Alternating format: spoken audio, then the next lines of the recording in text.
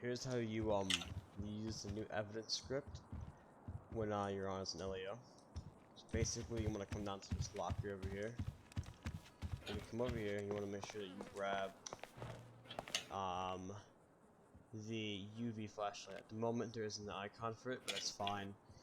We're going to put in an icon for it so that you guys can see it. This allows you to grab fingerprints. I already have one. Now, that allows you to grab fingerprints from cars. The next part of it is this. Shoot someone, their blood gets put down. Make sure that you use a combat pistol rather than like a taser, because that's just the way it's set up at the moment. If you look at it, it doesn't work. If you pull your combat pistol, you can check it out. As you can see, it's fresh. If you pick up that evidence, also too, here's bullet casings. Make sure to pick that up too. Please make sure there's ever a crime scene that you block off the area of the crime and get the detectives around so that they can investigate. And make sure no one tampers with the crime scene at all. So if you come over here, inside this part of the PD, you have the analyzing area, and analyze it. Over here we have the archives, which you can see prior reports. These are just tests.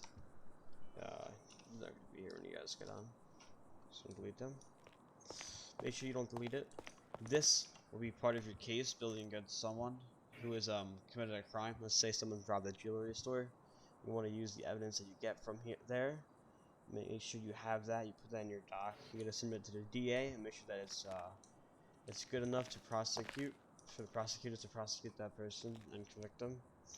If there's not enough evidence, then they can fight it in court and they can get off of it. So after it's done processing or analyzing, this is what you'll get back. The evidence comes back with the blood of that person, and the bullet comes back who what job whoever shot it was. So in this case, let's say you can't distinguish the difference between a police officer's casings and a criminal's. This right here will tell you.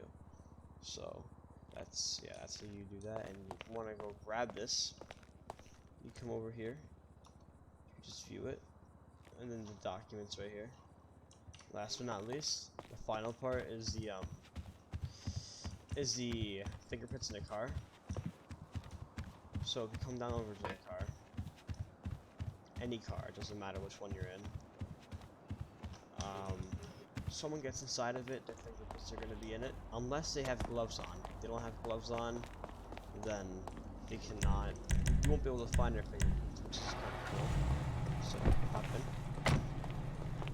as he gets in the car, and he gets out of it, you want to make sure you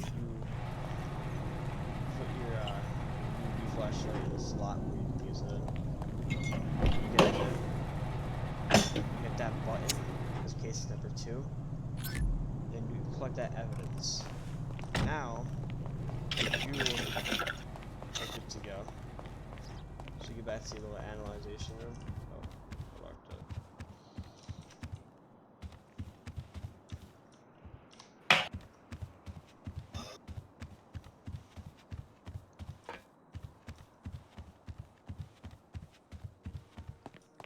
Then you analyze it.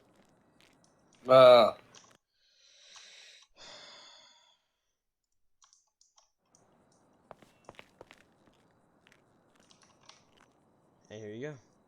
That's how you guys use it. Don't forget, this is only a part of what you're going to be using to build up your case against criminals in the server. You cannot submit this to the DA unless you have, let's say, blood and fingerprints. With more evidence too, you gotta use it, obviously, for when you do your detective work. But there's a possibility that it won't pass by the DA. So you gotta make sure that you actually have some solid stuff to give to them. So if not, then it won't pass, and you gotta make sure that you guys can convict other criminals. And yeah.